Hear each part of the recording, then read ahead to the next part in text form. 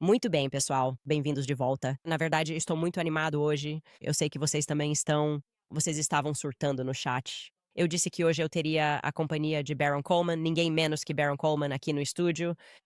Pessoal, se preparem. Hoje temos uma quantidade excepcional de buracos de coelho para explorar. Eu disse ontem que recebemos uma dica e isso simplesmente fez minha mente explodir. Tanta coisa acontecendo aqui, tantas conexões. Sou Baron, você fez um trabalho fantástico investigando o assassinato de Charlie Crooks. Você pensaria que os federais fariam isso, mas aparentemente não é da alçada deles, Não, tivemos que descentralizar um pouco a investigação. certo? E acho que eles estão nervosos. Eles não estão apenas nervosos, acho que estão apavorados. Compreendo perfeitamente. E você acredita sinceramente que isso será resolvido em algum momento no futuro? Não para a satisfação de muita gente, mas acho que até certo ponto sim vai ser assim. Sim. Bem, vamos começar com algumas notícias. Você ouviu a mesma coisa que eu ouvi. A Turning Point USA fez uma grande demissão de funcionários há alguns dias, ou no final da semana passada, né, eu diria. O que você ouviu falar sobre aquele expurgo? Ouvi dizer que entre 30 e 40 pessoas foram demitidas, que eles estavam procurando o responsável pelo vazamento. Eles sabiam que havia vazamentos saindo da Tepusa. Eles estão apavorados com esses vazamentos por causa do que a TPUSA tem feito. E ao invés de tentar ser uma organização honesta, simplesmente decidiram se livrar de todas as pessoas que acham que podem estar revelando que somos uma organização desonesta. É simplesmente inacreditável.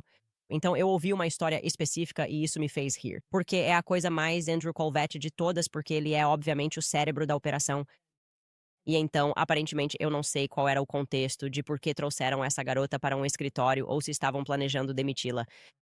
Mas a questão é que fizeram ela levar o laptop e o Andrew viu no laptop dela que ela tinha capturas de tela, a linha do tempo do meu programa. E aparentemente foi um pânico geral. Culparam ela pelo vazamento por causa do print. Porque alguém vazaria minha própria timeline pra mim? Andrew, isso não faz sentido. Por que vazariam algo que eu criei? Veio de dados públicos sobre o Charlie e os aviões egípcios. Quem sabe? Ela seria uma stand-in, mas outros no escritório assistiam ao programa ao vivo. Eles entraram em pânico e demitiram todas as pessoas com quem ela era amiga, que ela conhecia, e ela não era a pessoa que estava vazando informações pra mim. Então, o vazamento ainda está lá? Eu sei disso com certeza. Ainda há vazamentos lá. É um navio cheio de vazamentos e eles vão simplesmente demitir todo mundo, nunca arrecadando mais dinheiro. Mas quem eles vão colocar no lugar dessas pessoas vai virar a PAC. Acho que vira a PAC. Recentemente eu disse: se você pode demitir 40 pessoas, havia excesso de pessoal, estava desperdiçando dinheiro. Isso não é uma acusação ainda maior do problema na TPUSA do que o fato de eles acharem que precisavam demitir 40 pessoas. Para mim, se você demitir 40 pessoas em uma organização de 600 ou 700 e continuar funcionando normalmente no dia seguinte, sua gestão tem problemas. Isso exige esforço. Exige esforço. Cuidado. O último youtuber recebeu uma notificação judicial para acessar e desistir. Sim, Qual? Não vamos processá-lo, mas vamos contratar alguns advogados para enviar uma notificação extrajudicial, que é o primeiro passo para processá-lo por difamação. Um erro terrível. Você realmente fica se perguntando o que está acontecendo ali. Quem você acha que realmente está dando as ordens? acho que, no fim das contas, quem toma as decisões é a Erika, mas acho que ela está recebendo conselhos péssimos. Se eu tivesse que chutar, diria que esta é a minha opinião. Tyler Boyer e Andrew Colvett. Potencialmente, existem outras pessoas. Acho que já ouvi você mencionar outro nome que te deixa bastante desconfiado, mas eu diria Tyler. E inclinando-se ao seu ouvido e ajudando-a a tomar decisões terrivelmente ruins. Certo. Eu ficaria surpreso se fosse o Tyler quem estivesse dando conselhos sobre os assuntos jurídicos. Ele é mais inteligente, não é? Ele é corrupto, mas é inteligente. E ele não seria tão. Não acho que ele seria tão burro a ponto de aconselhar algumas das coisas que eles estão fazendo. Tipo, o que você ganha atacando esse youtuber? O que você realmente ganha com uma notificação extrajudicial? Além das pessoas perceberem que você mentiu sobre os drones de novo. Quero dizer, quantas versões diferentes você pode inventar sobre esses drones? E finalmente, os advogados dizem: ok, havia drones, mas eram só para a mídia e não para a equipe de segurança dele. Eu me pergunto se realmente eram drones. Quero dizer, eu realmente questiono essa história a ponto de nem saber se o advogado deles tem razão. A pergunta certa, a resposta certa sobre se havia ou não drones. Parece que deu tudo errado. Nem sei se eles sabem se havia drones. Por falar em drones, acho que Fort Huachuca os deixou em pânico. É claro que, quando compartilhei a história do Mitch Snow, eu não sabia nada sobre Fort Huachuca. Eu não sabia nada sobre o exército, Alpha 4S, Oscar 5S, Oscar 6S. Desculpe, eu não estava jogando Batalha Naval. Seja lá o que for que os caras gostavam, eu não gostava quando era jovem. E sim, a Erika sempre foi muito aberta sobre o fato de que a mãe dela, Dodd, faz contratos. E quando você começa a pesquisar o que a mãe dela fazia, obviamente a Erika é muito familiarizada com Fort Huachuca. Aí a gente meio que descobre que todo mundo nesse filme, que nunca estreou ou nunca foi lançado, tem ligação com Fort Huachuca e a região de Sierra Vista. E você simplesmente pensa: ok, por que tanto pânico? Então aprendemos. E esqueci de mencionar ontem que o pai de Dan Flood chefiava a área de inteligência em Fort Huachuca. Portanto, todos eles estão familiarizados com essa base. E eu quero dizer que recebemos uma dica concreta ontem sobre Dan Flood. Ele não só não foi demitido, como foi promovido. Em um momento decisivo nos AL. Isso é absolutamente deslumbrante. Se isso for verdade, é absolutamente impressionante. Vou dizer supostamente, a pessoa disse que tem absoluta certeza de que essa é a situação. Nunca ouvi dizer que Dan Flood foi demitido. Não sei o que estão fazendo com Dan Flood. Não sei o que ele está fazendo em New Braunfels, mas sei que ele é uma pessoa muito protegida e não é inocente nisso, de forma alguma. Não acredito que Dan Flood seja inocente nisso, de forma alguma. Na minha opinião, ele não é inocente. Quero dizer, veja, você teve uma pessoa sob sua proteção que te disse em poucos dias que provavelmente alguém iria matá-lo. E então, ele morreu. Obviamente você falhou. Na minha opinião, é 100% opinião, mas isso é uma prova clara de que você falhou no seu trabalho. O interessante é que minha fonte interna me contou que, antes de Charlie morrer, houve um desentendimento entre ele e Dan Flood, no qual ele pretendia rebaixar Dan Flood. Ok? Agora, Dan Flood está lá. Charlie é morto e o novo CEO que assume o cargo não demite a pessoa imediatamente, ou pelo menos não a rebaixa. Sabemos disso porque ele estava protegendo ela na Casa Branca quando fizeram o dia Charlie Kirk, que é tipo, sabe, o governo precisa fazer isso. Se eles te matam, eles têm que te dar um dia. É como se fosse uma regra em algum manual que a gente não pode ver. E você está me dizendo isso? Ela não só não toma nenhuma atitude para limpar a equipe de segurança, como também promove Dan Flood. O quê? O que é isso? Eu não sei. E eu acho, se eu me lembro bem dessas fotos, o Brian Harple também não estava naquele quadro na Casa Branca ou em Washington, D.C. Quando ela estava lá, Pode ser, não me lembro. eu teria que voltar e olhar aquela foto. Acho que ele estava. De novo, isso é tudo opinião. Tudo o que eu digo é opinião. Acho que isso é uma evidência de que há mais do que aparenta no que aconteceu em Oren, Utah, no dia 10 de setembro. Acho que, em geral, todos nós já chegamos ao ponto de perceber que há mais do que parece. Com a Erika, ponto final. E houve uma vida vivida. Acho que isso é para dizer o mínimo. Houve uma vida vivida e eu fico desconfortável com a quantidade de inconsistências que apareceram na história dela. As conexões com tanto tráfico sexual. Eu até tenho algo que vou revelar amanhã. Sobre os pais dela terem trabalhado com alguém que foi acusado, de algo relacionado a crianças. É só que é um pouco demais também. Mas, você e eu recebemos outra dica e eu te liguei e falei: talvez você devesse vir ao estúdio para isso, porque isso está me levando para um buraco de coelho". Alguém nos mandou um e-mail. Vou deixar você apresentar essa. Alguém nos mandou um e-mail. Nós vamos mostrar, mas pode ir em frente. E então, o que acontece? Sabe, se você olhar para a conta do Twitter do presidente, a conta do Twitter do Papa, o que acontece é que, quando você recebe um título, você obtém o controle das mídias sociais durante o seu reinado. No POTUS. Sim, no POTUS. No POTUS no Pontífice. Aparentemente, a Miss Arizona USA tem o mesmo acesso que a Miss Arizona USA oficial. Quem estiver ocupando o cargo de Miss Arizona USA no momento fica com o controle dessa conta. E eles não apagam esses tweets. E então eles ainda estão lá, 10, 12, 15 anos depois. Você pode voltar ao reinado de Erika Kirk como Miss Arizona USA e ler as redes sociais dela, incluindo curiosidades interessantes sobre tiroteios em massa. Sim, sim. Então, lá em 2012, vocês podem ou não se lembrar, mas agora vão lembrar porque eu estou dizendo. Houve um tiroteio em massa em um cinema, onde um cara, segundo nos disseram, foi algo semelhante ao assassinato de Charlie Kirk. Que um cara entra usando equipamento tático, mas era como se ele estivesse lançando granadas de fumaça. Quer dizer, olhando em retrospectiva, parece bem militar. Aí eles trazem esse cara e dizem: Ei, esse filme ia estrear. Aqui está ele. As costas. É esse cara. Ele fez tudo. Bem, naquela época, quando a Erika era o ano dela como Miss Arizona, alguém simplesmente tweetou para ela perguntando por que ela ainda não tinha feito uma declaração sobre esse tiroteio horrível. E a Erika respondeu. E foi isso que ela disse. Podemos mostrar isso. E agora diz: só para vocês entenderem, diz Candace Knivel, porque agora ela administra esse perfil, como ele estava explicando, mas foi Erika quem respondeu isso àquela pessoa no Twitter, certo? Erika diz: uma das minhas melhores amigas trabalhava no teatro. Então, embora meu agradecimento não tenha sido amplamente divulgado nas redes sociais, ele ocorreu mais em um nível pessoal. Erika tem uma ligação pessoal com o local por meio de sua amiga, que estava neste cinema no momento de outro tiroteio. E eu me sinto desconfortável, e vou te dizer por que me sinto desconfortável, porque eu já tinha meio que construído o esboço disso. Coincidências trágicas de pessoas envolvidas, nomeadamente Rob McCoy. Como você pode começar a traçar esse tipo de rede de tiroteios que aconteceram ou eventos que aconteceram? E tipo, sabe, o tiroteio no bar e Grill Borderline que aconteceu na Califórnia. Rob McCoy é o pastor de Thousand Oaks, sabe? O pastor, ele está profundamente envolvido com as vítimas do tiroteio.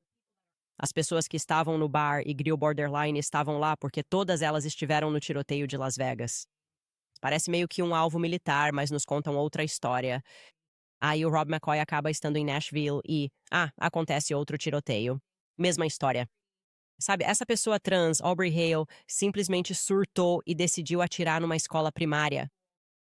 E eu começo a me perguntar, e estou olhando para essas coisas e pensando: será que tem algo que estamos deixando passar aqui? Nesses tiroteios em massa, nesse falso debate ideológico, era uma pessoa trans ou um maga fanático o autor? E todos nós estamos gritando uns com os outros.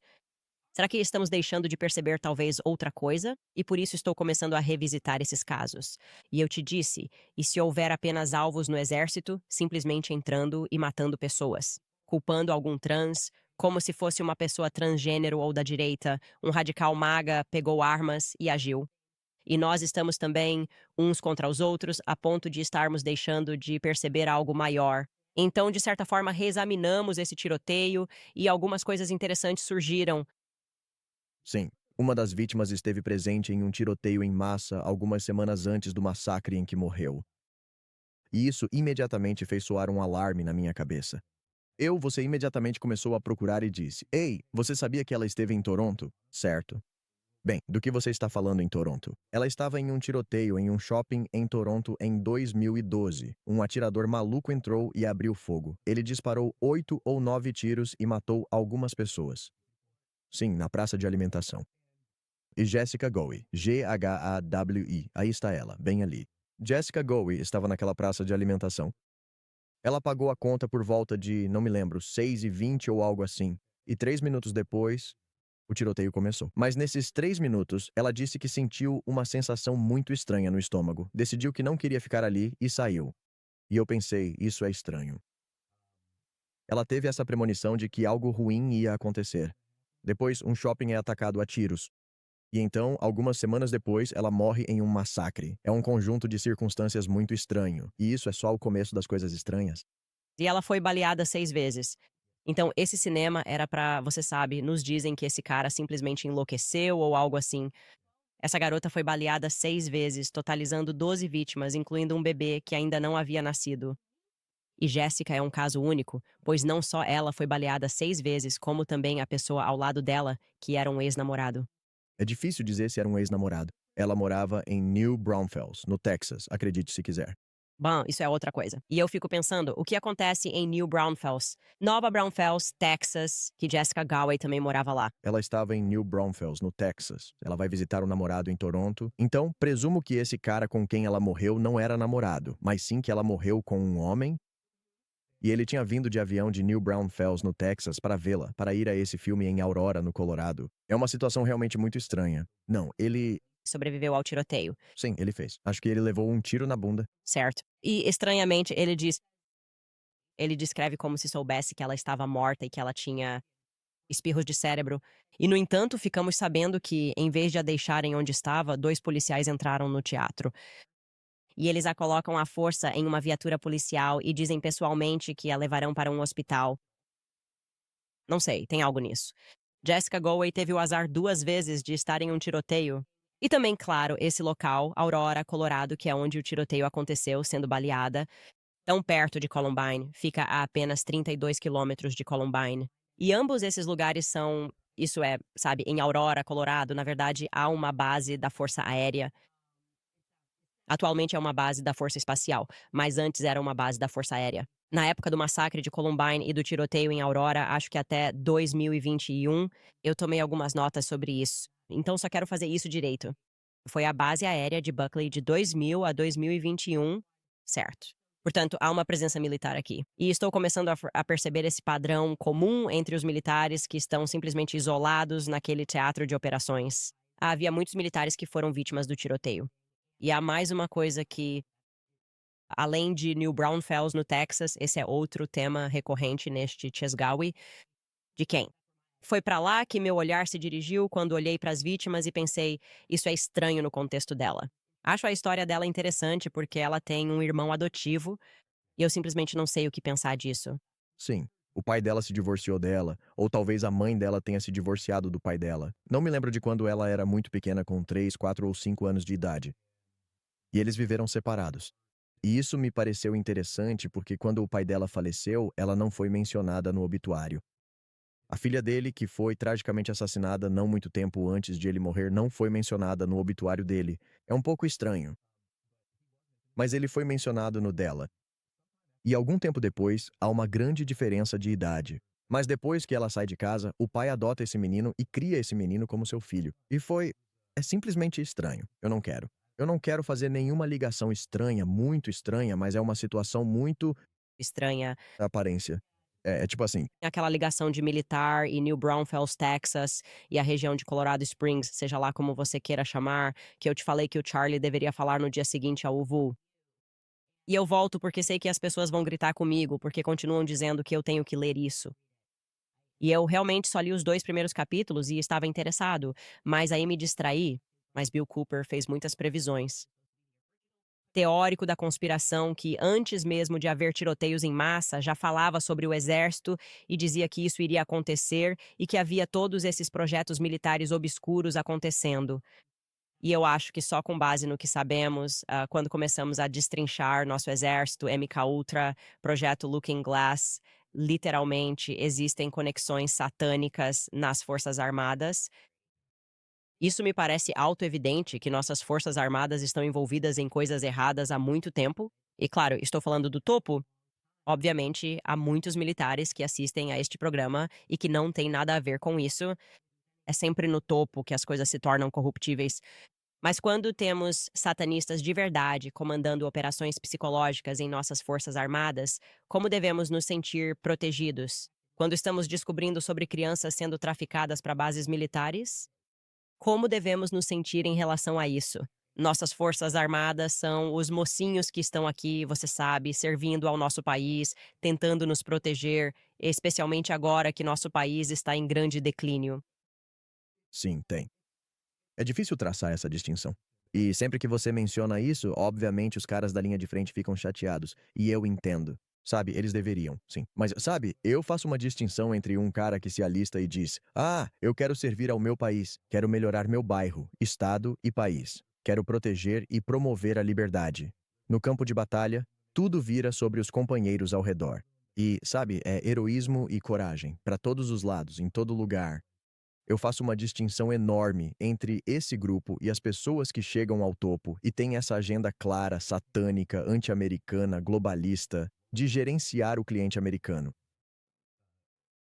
E, sabe, se você conseguir mentalmente traçar essa distinção, pode começar a entender a frustração de pessoas como você, eu e muitos outros que olham e dizem: por que o nosso exército está trazendo drogas para o país? Por que que o nosso exército está traficando qualquer coisa? Por que eles não estão simplesmente, sabe, pegando armas e indo atrás dos caras maus? Por que estão causando danos ao povo americano? É exatamente isso. E eu realmente faço essa distinção. Todos nós sabemos disso. Quando as instituições se tornam grandes, elas se corrompem, e você pode falar sobre isso até mesmo na mídia. Você costumava trabalhar na CNN, trabalhou na Fox News e, obviamente, seguiu um caminho totalmente diferente quando percebeu que havia algo errado com o aparato midiático como um todo. Isso não significa que Tucker Carlson tenha aderido às ideias de Rupert Murdoch ou de qualquer outra pessoa. Não, o mesmo vale para mim. Você entra porque acredita em algo, acha que é uma coisa, e então, quando se aproxima, percebe: espera aí, algo tomou um rumo muito dramático. Quero que você realmente assista a este trecho antes de irmos para o intervalo, porque havia uma mulher chamada Catherine Griggs, que era casada com um coronel da Marinha chamado George Griggs no final dos anos 1980. E isso é sobre. As coisas ficaram realmente estranhas, eu diria, depois que mataram o JFK. É quase como se a agenda satânica tivesse começado a se catalisar. E ouça o que ela diz sobre o que é o exército, né? O que o marido dela contou que era o exército. Ouça só. Seu nome é Catherine Pollard Griggs? Sim, sim. Você é a esposa do coronel George Griggs? Sim. 11 anos de casamento? Sim. É verdade que seu marido é, e tem sido, o chefe de operações especiais sob o comando do almirante Kelso Naito? Sim. E é verdade que você era o chefe do comitê de hospitalidade? Sim. Você era membro da diretoria executiva do Clube das Esposas da OTAN? Absolutamente. E também que a experiência do seu marido inclui o Colégio de Defesa da OTAN em Roma? Sim. Princeton, turma de 1959? Sim. Sua carreira na área de inteligência, sua carreira como espião começou no Vietnã? Sim, E também é verdade que isso continua até hoje? absolutamente sob o comando do General Guilherme. E que seu marido era o contato entre a Casa Branca e o presidente Jamal de Beirute, Líbano, na época do atentado ao quartel dos fuzileiros navais no Líbano? Sim. E de fato seu marido era alcoólatra? Absolutamente. Incrível. E provavelmente continua sendo até hoje. Absolutamente. E durante esses momentos de embriaguez, ele, por assim dizer, tagarelava e contava tudo o que sabia sobre a comunidade de inteligência. Tudo, tudo. Nada foi escondido. Não. Era como se ele quisesse se aliviar e desabafar. Sim. E assim ele lhe contou tudo o que você agora sabe sobre a comunidade de inteligência e sobre o que você está falando. E, na verdade, ele lhe disse que eles sabiam que o bombardeio iria ocorrer em Beirute antes mesmo de acontecer. Absolutamente. E também por sua associação com ele, você passou a entender e saber, por mais chocante que isso possa soar para quem está assistindo, que as Forças Armadas dos Estados Unidos são literalmente comandadas por desviantes sexuais, em sua maioria homossexuais. Verdadeiramente.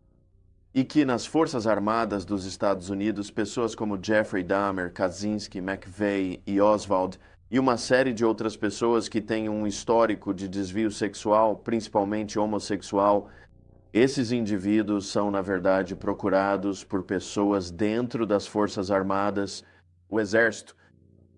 O Exército para promoção a trabalhos do tipo inteligência, porque são muito fáceis de controlar. Sim, e eles realmente se tornam escravos mentais.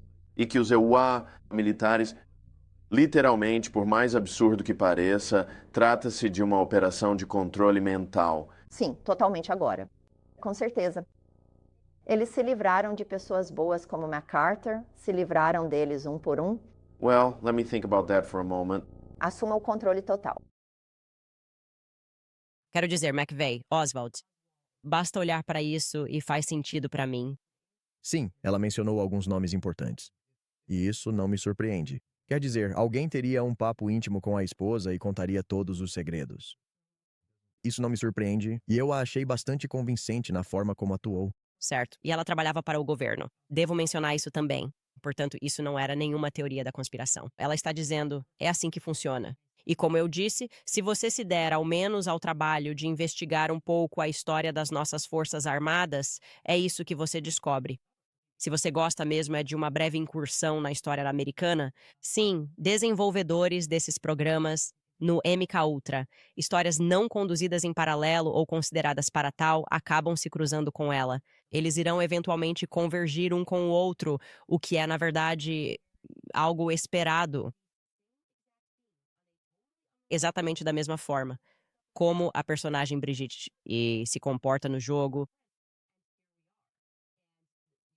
a história de Macron. E está estacionado na Alemanha, e para onde ele vai não sabemos. Mas para mim é muito óbvio que esse tipo de pessoa está sendo procurado. Tipo, até onde você iria? Quão perturbado você é? Você estaria disposto a prejudicar uma criança? E se for esse o caso, você meio que se entrega ao culto. E é por isso que eu disse no meu programa que sinto que essas pessoas são. Tipo, há um monte de caminhantes brancos entre nós, pessoas que foram feridas na infância ou fazem parte dessa gangue, e eles estão apenas. É como se estivessem sonâmbulos pela vida, apenas obedecendo ordens de outras pessoas, e eles realmente não têm uma alma.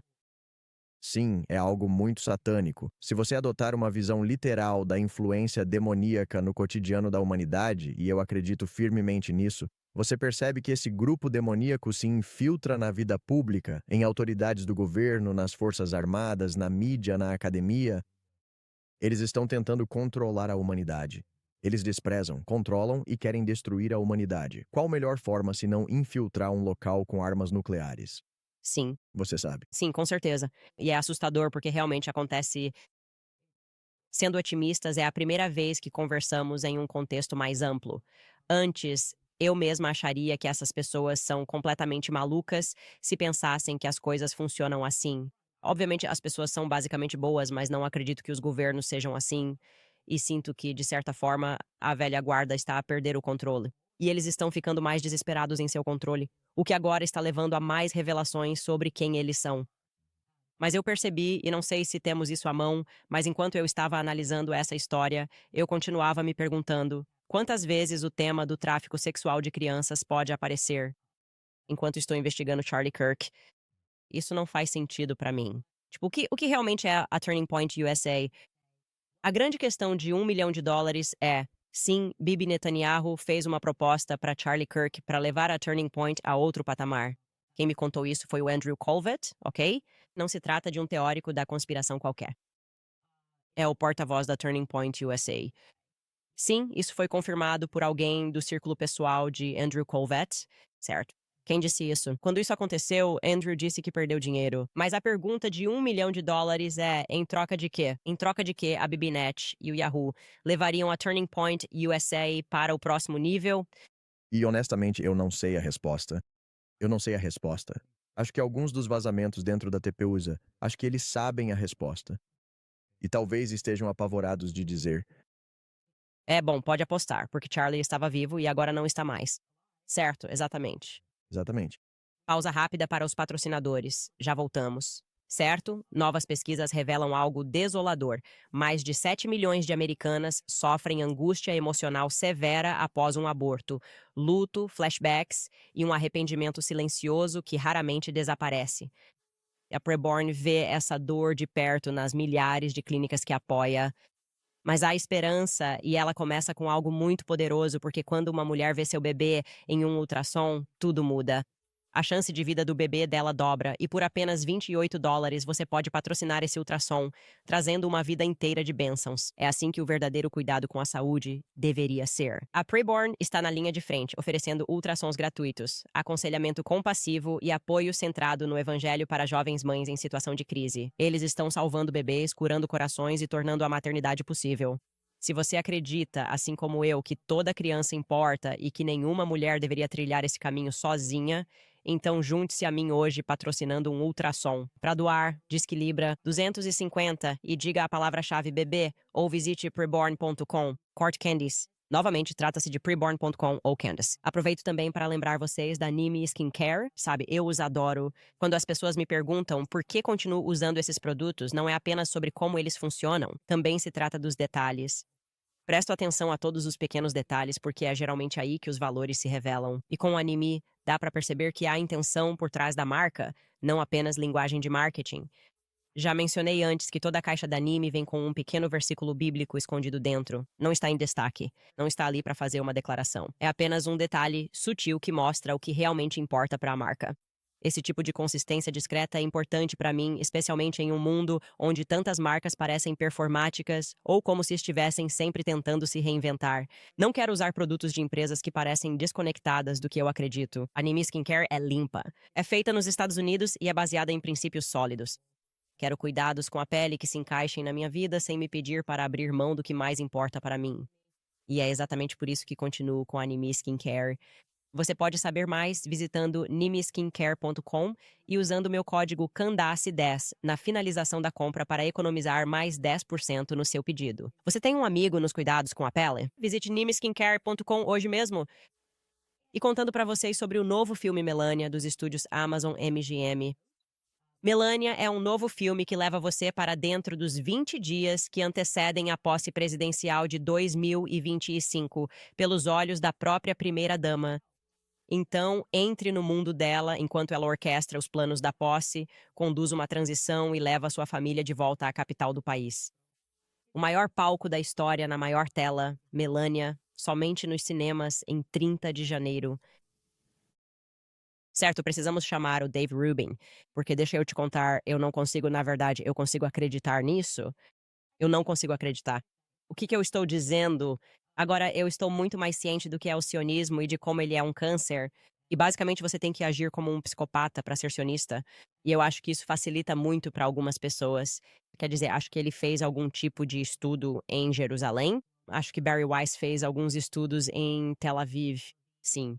E então você começa a perceber que eles realmente não conseguem ter relacionamentos. Os sionistas não conseguem ter relacionamentos significativos com ninguém, porque para eles o mais importante é se você vai ou não apoiar Israel. Não importa o que, mesmo quando estão explodindo crianças. Foi uma decisão moral muito fácil para mim dizer: não, você não pode assassinar crianças em massa. E foi isso que eu disse a eles. Então, se você realmente quer saber o que enlouquece os sionistas em relação a mim, é o fato de eu ter trabalhado com todos eles. Trabalhei na Prager University, trabalhei no Daily Wire, trabalhei com o Dave Rubin, na verdade, um dos primeiros programas que fiz. Todos me conhecem e não tem nada de ruim para falar sobre mim. É isso que os deixa loucos. Eu percebi isso. Eles não têm nada de melhor a dizer sobre mim. Então eles têm que inventar coisas, né? Marissa Strait está trabalhando na Prager University em um documentário. O CEO, de quem eu era muito amigo e próximo, está produzindo um chamado, acho que o nome do cara é literalmente Shabbos e não Shabbos, alguma coisa bomba. E eu sei que parece que estou sendo hipnótico, mas juro que é como Kestenbaum ou algo assim. É melhor você acertar esse nome. Não, eu prometo, é Shabbos. Estou sendo muito sincera. Sim, Shabbos, Shabbos, Shabbos, Kestenbaum. E ele anda por aí dizendo pra todo mundo que vai ser uma tentativa de derrubar a Candace Owens. E esse é o novo foco dela na Prager University, que supostamente deveria ser sobre, tipo, educar as pessoas sobre livre mercado. Acho que não. Ela tirou a máscara de vez. Ben Shapiro quem? É tão irrelevante, nem importa. Mas você poderia facilmente dizer, ah, ela foi má com... Não, eles não têm histórias. Eu trabalhei duro e fui leal às empresas enquanto estive lá. Eu era um bom amigo dessas pessoas. E então Dave Rubin começa a manhã de hoje escolhendo violência sionista e violência. Isso só mostra o quão mesquinhos eles são. Só para contextualizar, ele tuita que estava guardando isso há muito tempo, mas naquela vez em que fui à casa dele para jantar e disse que odiava o Charlie Kirk. E além disso, eu reclamei não só sobre o Charlie Kirk, mas também reclamei sobre o Jared e a Ivanka. Sobre o lance do Charlie Kirk, eu literalmente não faço ideia do que ele está falando. Perguntei ao meu marido. Ele disse que não tem nenhuma lembrança de termos sequer discutido sobre o Charlie Kirk. Sobre o Jared e a Ivanka, eu lembro perfeitamente, porque foi uma piada super leve. E sabe, era uma vez. O Dave Rubin costumava dizer que era comediante e você conseguia contar piadas com ele. Ele disse que visitou Jared e Ivanka em Miami. Perguntou minha opinião sobre eles e fui sincera. Não sei o que pensar por serem perfeitos demais. Fingem ser amigos de todos, sem exceção. Perto de você, agem de forma impecável. Eu sinto que nunca sei o que pensam de verdade. Há uma camada que você não consegue penetrar. Ele então conta uma piada que era verdadeira de que quando ele entrou e se comportou como uma criança, estava tocando piano como Beethoven. Foi muito engraçado, certo? Essa foi a nossa conversa.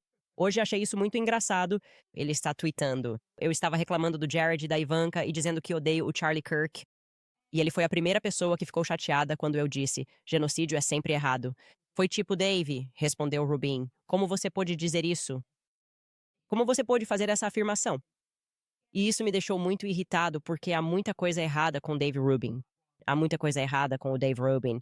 Bem, há muita coisa errada com o Dave Rubin. Quero dizer, você poderia abrir esse assunto e falar por dias.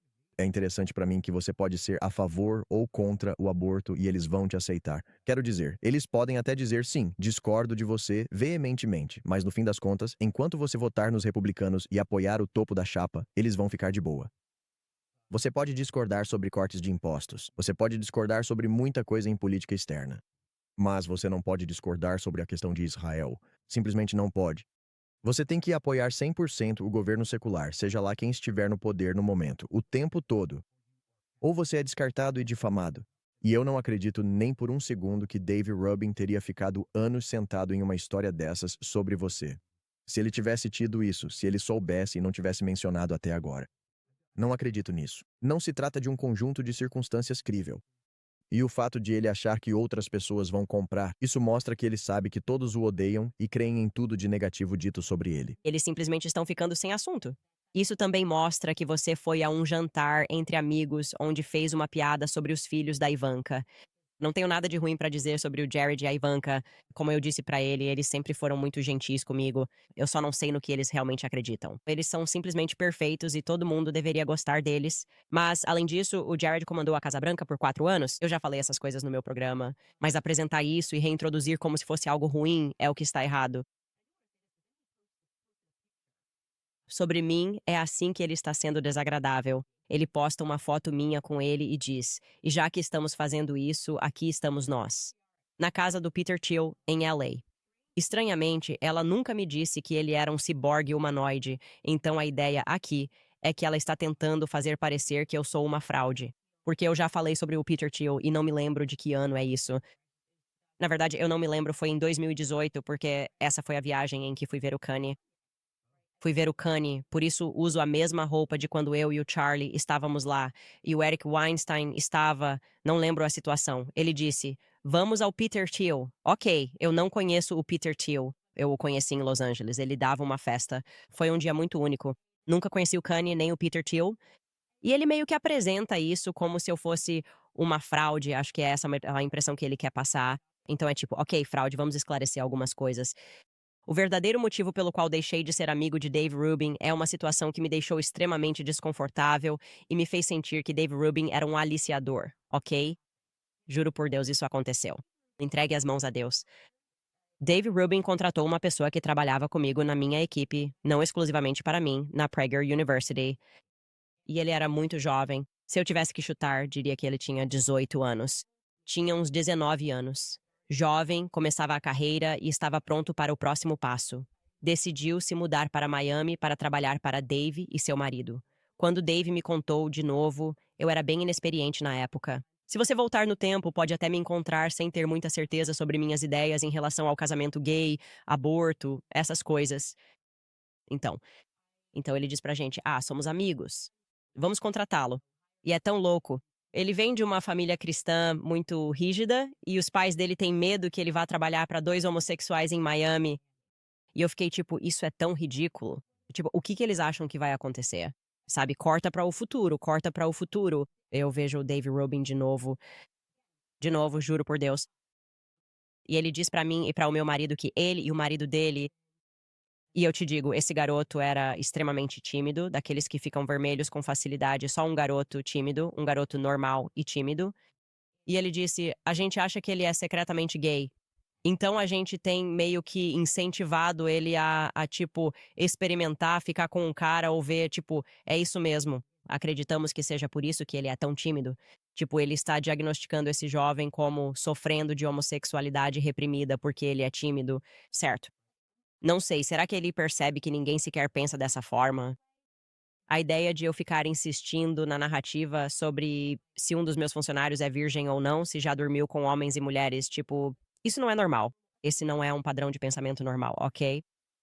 O que acaba acontecendo é que então ele diz que eles o incentivaram ou apoiaram, não o forçaram, mas o pressionaram e pressionaram para sair em um encontro com um cara e ter seu primeiro beijo. Pouco tempo depois, o garoto pediu demissão e se mudou pra, se não me engano, o Texas, foi pra onde ele foi. E eu só. Fiquei muito feliz por ele ter feito isso, porque pra mim era muito óbvio que estavam o manipulando pra que ele pensasse que era homossexual, porque ele provavelmente era apenas um garoto inexperiente e tímido.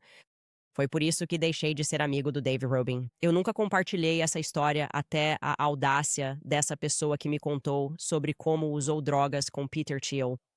E você também quer falar sobre ser um mau amigo? Sim. E que tal o fato, Dave Rubin, já que estamos nesse assunto, desculpe esse desabafo, mas eu preciso colocar isso pra fora, que ele reclamou que é tão mão de vaca, ok, que esse foi um dos motivos dele e do Charlie terem brigado. E vamos chegar nisso em um segundo. Ele gosta de viver acima das suas posses. E ele me disse que precisava de 5 milhões de dólares para comprar uma casa em algum bairro chique. Então ele foi até seu amigo, né, o bilionário Peter Thiel, e pediu 5 milhões de dólares. E eles fizeram isso como um empréstimo ponte ou algo assim.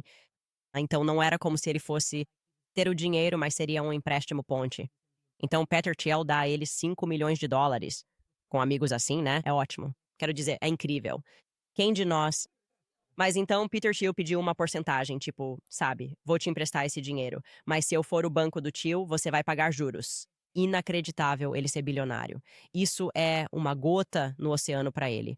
Poderia me dar 5 milhões de dólares e ainda assim me faz pagar juros. Ele está literalmente falando mal de um cara que emprestou 5 milhões de dólares para ele, certo? Atualmente ele devia 5 milhões de dólares para ele. Ele estava falando mal dele. Foi o que realmente aconteceu. Por isso rompi com ele e ele ainda ousou mentir. Ele sabia o quão próximos eu e o Charlie éramos. Estava lá quando fui contratada e no episódio do tweet do Kanye. Sabia melhor que ninguém da nossa amizade, que durou até o fim. E ele está mentindo publicamente porque eu não vou apoiar Israel. Ele quer ajudá-los a vencer. O fantasma de Charlie Kirk, quando na verdade as opiniões do Charlie sobre Israel mudaram. Ao longo do último ano, eles vinham mudando devido à pressão que ele sofria por parte dos doadores, para controlar o que dizia e pensava e quem podia convidar para os seus próprios eventos. E reclamar. Só quero saber quanto daqueles 5 milhões de dólares ele usou para comprar aqueles garotos que ele... Tem. Seriamente. E eu sou uma ótima amiga. Durante todo aquele debate, eu disse: se eu tiver algo a dizer ao Dave, direi diretamente a ele. Porque essa é a cultura deles, a cultura sionista de atacar os amigos. Quer dizer, Meghan descreveu a situação com ela e Ben. Sim, ela disse. Ele me manda mensagem dizendo que somos amigos. De repente, ele está no palco me expondo e me xingando. Fazem isso se você discordar sobre Israel. Não fiz nada de errado a Dave Rubin, além de discordar dele sobre o tema de Israel. Sim? E se você não acredita nele, ele serviu frango à parmegiana. Por algum motivo, isso está relacionado. Sim. Meu marido preparou frango à parmegiana para ela. Sim, foi bom. Não tenho nada de ruim a dizer sobre o frango à parmegiana. Ótimo frango à parmegiana. Nada de ruim a dizer sobre você e sobre a forma como me tratou, porque eu não quero me curvar ao Netanyahu. Não me importo com os laços da sua família. Eu não me importo. Vocês todos eles estão agindo como uma máfia. Eu acho que é uma máfia. Eu também acho que é, quero dizer, e acho que isso chega ao cerne da questão. Existe uma família, é um clube grande, como o de George Carlin, e você não entra. É uma família da qual não participamos. Certo. Só que não. Sim, e nós nunca vamos entender isso porque não estamos inseridos nisso. Não nascemos nisso. Não nos pediram para participar. Portanto, na medida em que você estiver disposto a ficar por perto e dar suporte, você será útil.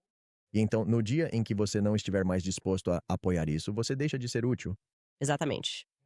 E isso é assustador porque você se pergunta sobre quantas pessoas, o que que elas realmente estavam passando. Eu olho para trás, para pessoas que achávamos que eram loucas e graças à coragem do Kanye ao expor as mensagens com Harley Pasternak, você percebe que são os mesmos cultos.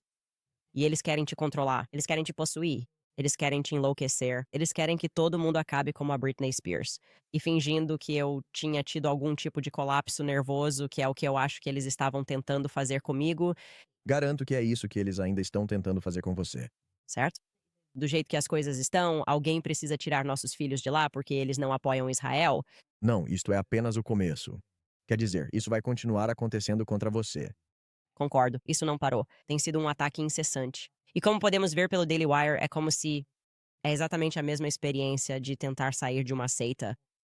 E por falar nisso, Trump, vamos ao título desta notícia do Jerusalem Post. O presidente do Congresso Judaico Mundial, Ronald Lauder, está envolvido na campanha de Trump pela Groenlândia. Vamos lá. Então, todos nós estávamos nos perguntando, por que estamos falando tanto sobre a Groenlândia? Por que a Groenlândia está tão repentinamente atraente? Certo. O que você achou disso? Meus pensamentos eram exatamente os mesmos. O que você acabou de mostrar. Se não houver algum tipo de interesse financeiro por parte de algum doador ou apoiador, Trump não demonstrou. É interessante que estejamos falando sobre isso no aniversário de 1 ano de sua posse para o Trump Segundos. Quer dizer, as pessoas se esqueceram que ele já está no cargo há 1 ano. É bastante chocante. Mas se não houver algum tipo de interesse pecuniário por parte do doador ou do apoiador, ele não demonstrou vontade de fazê-lo. E isso é tão diferente de Trump. Quer dizer, a vitória de Trump aconteceu porque ele fez muitas coisas impopulares. Ele levou muitos golpes de funda e flecha. Ele sofreu muitas críticas. Desta vez ele não está fazendo isso. E como resultado, você vê muito apoio de pessoas que lutaram contra Trump durante o primeiro mandato. Quero dizer, realmente lutaram contra ele, tentaram colocá-lo na prisão, tentaram tirá-lo do cargo, tentaram impedi-lo, e agora eles estão à margem. Tipo, sabe, a política externa dele é até que boa. Não sei se você percebeu, eu fico tipo, não, essa não é a pessoa que queremos no nosso time. Não foi por isso que lutamos. Não sofremos tanto em 2016 e 2020 para que Trump aceite a Groenlândia como doadora. Certo. O que você acha que está acontecendo com Trump? Por que essa mudança repentina de América primeiro para um regime sionista subserviente? Acho que isso pode remontar a Butler, Pensilvânia. Sinceramente, acho que isso pode ter origem em Butler, Pensilvânia. E eu não sei se ele olhou a morte nos olhos, e isso simplesmente o fez pensar: eu não quero fazer isso. Eu não estou pronto para morrer. Eu não quero que meus filhos passem por isso. Essa, na minha opinião, é meio que a explicação inocente. A explicação mais sombria é: olha, nós lutamos contra você em cada passo do caminho. Se não formos fazer isso de novo desta vez, não só não vamos lutar contra você, como vamos tornar você e seus filhos fantasticamente ricos. Quero dizer, você já é rico por gerações. Vamos te dar um funeral de estado digno de um rei. Todo mundo vai te amar. Você será celebrado em países do mundo inteiro como um verdadeiro herói, unificador de toda a humanidade. Mas você tem que fazer tudo o que mandarmos, absolutamente tudo o que mandarmos. Então é ou uma motivação baseada no medo ou motivação baseada no orgulho. Mas na minha opinião, já não é mais uma motivação baseada no melhor interesse dos Estados Unidos. Quero dizer, acho que esse navio já partiu. Já era, já era. E chega a ser quase constrangedor para todos nós que lutamos tanto por ele. E a ideia de que vão nos vender, que temos que segui-lo e dizer: ah, como assim? É como se vocês tivessem se infiltrado. Nós vemos isso, é tão óbvio. Obviamente, a multidão, o movimento populista, não está mais sendo representado por Trump. Todos aqueles que faziam parte do movimento Nunca Trump agora apoiam Trump, certo? Eu digo que Trump deixou de ser Trump. Sim, outro dia Ben Shapiro estava diante das câmeras dizendo: a política externa dele é espetacular. Não sei se você percebeu, e eu penso, esse é o problema. Tipo, eu não votei na política externa do Ben Shapiro. Eu não quero a política externa do Ben Shapiro. É aí que eu traço o limite, basicamente na política externa. Eu não me importo muito com o que você faz internamente. Só não me envolva em todas essas guerras, e na medida em que você faz isso, eu não concordo. E não é que eu queira que Trump fracasse, porque isso significaria que os Estados Unidos fracassam. Eu não quero que Trump fracasse. Eu quero que Trump seja extremamente bem-sucedido. Mas quero que ele seja vitorioso nos princípios de suas 3 eleições. Mas ele falha. Não! Você olha para outra opção. E é por isso que eu meio que me afastei dessa dialética falsa. Tipo, eu estou totalmente cansado disso. Esquerda versus direita. Eles se beneficiam disso. São pessoas que, na minha sincera opinião católica, são satanistas contra quem estamos lutando. E eles querem tudo. Eles querem tudo no mundo. Eles querem nos escravizar. E eles são contra a humanidade. É o que ocorre. Se você foca em debates de esquerda e direita, não viu o todo, não participo disso. Quero dizer, esse colapso ridículo do Tim Pool de e as eleições de meio de mandato? E as eleições de meio de mandato? Olha, dane-se você e suas eleições de meio de mandato também, cara. Ok, você não vai me fazer voltar pra isso, tipo, essa ideia de, eu preciso lutar contra a pessoa da esquerda ou da direita. Por isso estamos falando sobre esses tiroteios, onde eu fico pensando, ok, será que todos nós fomos cegados pela mídia, fazendo a gente pensar que precisa, sabe, exorcizar um lado ou outro para que possamos ter unidade? Quando, na verdade, o problema é o vácuo de poder? Bem, e se você quer que eu vote nas eleições de meio de mandato, já deixei isso muito claro no meu programa. Me apresente um cristão que se comprometa a colocar as prioridades dos Estados Unidos em primeiro lugar. Se você não me der as duas coisas, não vou votar em você. Cansei de votar em pessoas que não são cristãs ou que são anticristãs, e cansei de votar em pessoas que colocam interesses externos aos Estados Unidos acima dos interesses dos Estados Unidos. Período. Fim da história. Você quer ganhar em 2026 ou 2028? Me dê alguém assim. E eu estou fazendo a oferta. Você vem, sobe ao pódio e nos diz exatamente por que matou Charlie Kirk. Sim. É isso que você vai fazer. Você vai confessar. Sim, é isso. Você vai confessar o quê? Pare de nos fazer de tolos. Quero dizer, para mim, não há nada mais importante do que o assassinato de Charlie Kirk, porque eles queriam que víssemos isso. E depois eles quiseram nos manipular e dizer que há algo de errado com você por não seguir em frente. Havia algo sobre esse assassinato, mesmo me afastando do fato de que eu o conhecia pessoalmente, que era tão nananá, bubu, somos tão maus. Você não pode nos tocar. E então, ei, volte ao trabalho e vote em nós. Sim, foi ritualístico. Foi ritualístico. Vou massacrar um homem inocente na sua frente. E você vai gostar e você vai aceitar. E depois você vai voltar e me apoiar novamente. E é devastador quando isso é jogado na sua cara. Eu digo a você, eu simplesmente traço uma linha aqui, dê-me um cristão. Prefiro alguém que priorize os interesses dos Estados Unidos ou não estou a bordo. Não votarei mais nessa porcaria. Chega pra mim. Sim. E eu lhes digo, as igrejas protestantes, as igrejas evangélicas estão definitivamente passando por um êxodo em massa. É isso que está sendo mostrado. Eu realmente acredito que todos percebem que faziam parte desse feitiço, dessa operação. Pastor Zombeteiro, por que esses pastores estão todos dizendo a mesma coisa? Quem é que realmente envia essas notas para eles? E isso faz parte de uma operação psicológica? Temos esses pastores como Rob McCoy, constantemente tentando reabilitar pedófilos. E aí eles vão olhar bem nos seus olhos e dizer: ei, se você quer ser salvo, é só parar de seguir o Tucker Carlson no Twitter. Sim. Com licença, desculpe. Por que você prega todo domingo sobre Tucker Carlson e Candace Owens enquanto convida todo mundo com essas características para dentro da igreja? Quer dizer, isto é profundo e remete verdadeiramente aos anos 60.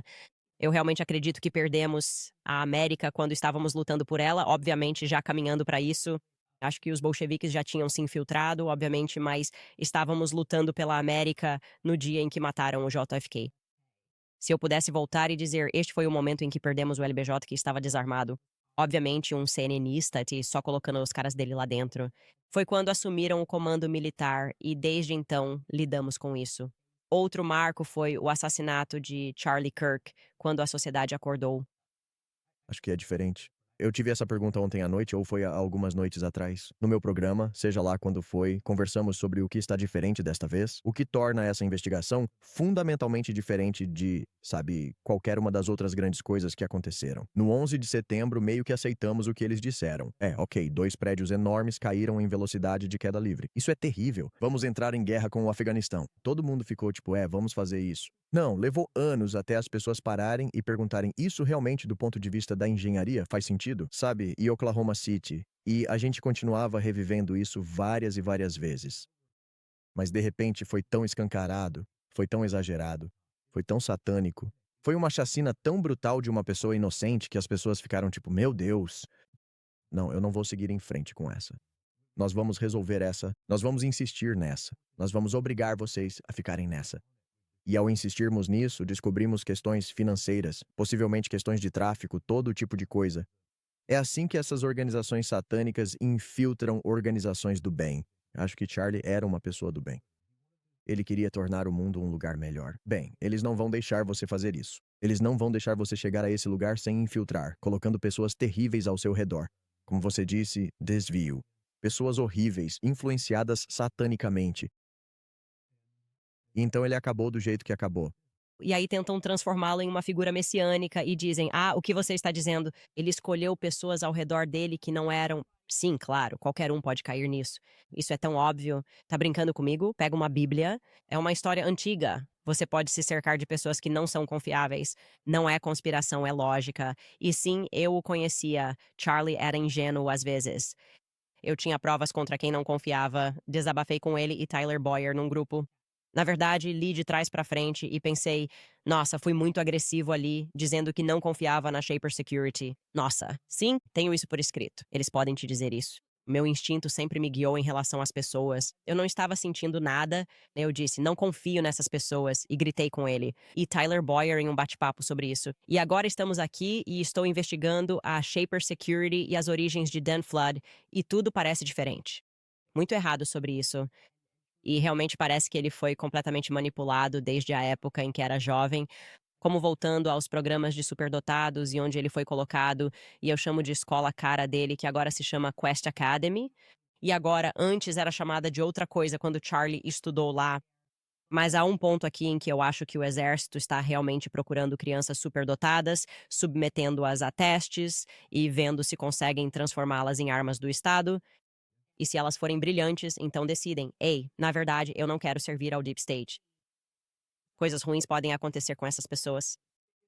É algo único nos Estados Unidos não rastrearmos as pessoas. Dizemos que não as rastreamos e que deixamos as pessoas escolherem seu destino. Recentemente, em um casamento, eu conversava com uma garota. Ela era da Alemanha e ela estava dizendo, sabe, na Alemanha, por volta dos 6 ou 8 anos, eles meio que dizem pra você qual caminho vai seguir na vida e você segue essa trilha. Se você não demonstra certos hábitos nos testes, certos níveis, você fica preso nessa trilha e esse é o mais alto que você pode chegar na vida. E se você tem um desempenho melhor nos testes, você entra nessa outra trilha e esse é o mais alto que pode chegar na vida. Então, é um pouco incomum que, à primeira vista, os Estados Unidos afirmem não fazer isso. Não é surpreendente que você esteja começando a descobrir que talvez eles realmente façam isso em certas circunstâncias limitadas, com algumas pessoas realmente especiais de QI muito alto. Sim, acho que essa foi exatamente a circunstância. E vamos descobrir mais sobre isso. Gostaria de mencionar algo que me pareceu estranho sem a intenção de irritar ninguém. Mas, quando eles fizeram o Fest e a Erika apareceu, eles tocaram um áudio do Charlie dizendo que queria que a Erika o substituísse. E eu fiquei curioso sobre isso, porque se você tem o áudio, não deveria ter o vídeo também? Eu estou louco por pensar, não deveria ter o vídeo. Não. Bem, em um mundo de IA, podemos confiar nisso mesmo que você tivesse o vídeo? Porque isso é tão contraditório a tudo o que ele disse. Toda vez que eles estão juntos em uma sala, em todo podcast, quando o assunto é uma mulher trabalhando fora de casa com filhos pequenos, a opinião básica dele é: a todo custo, por favor, não faça isso se você não precisar. Mas o que é interessante é que a história deles sempre foi que, se algo acontecesse com ele, ele queria que a Erika assumisse. E deixa eu te dizer por que isso de repente me parece estranho. Porque nesse cenário, seu primeiro instinto é: quem vai cuidar das crianças? Então você está dizendo que o que ele queria era que, se algo acontecer comigo, eu quero que meus filhos basicamente se tornem órfãos. Porque eu sei, quer dizer, o Charlie sabia o que era necessário para administrar uma organização daquele tamanho. Ele estava constantemente viajando. Nós vimos isso quando eu montei o calendário dele, de todos os lugares onde ele esteve. Ele estava constantemente, sem parar, horas e horas voando pelo país inteiro.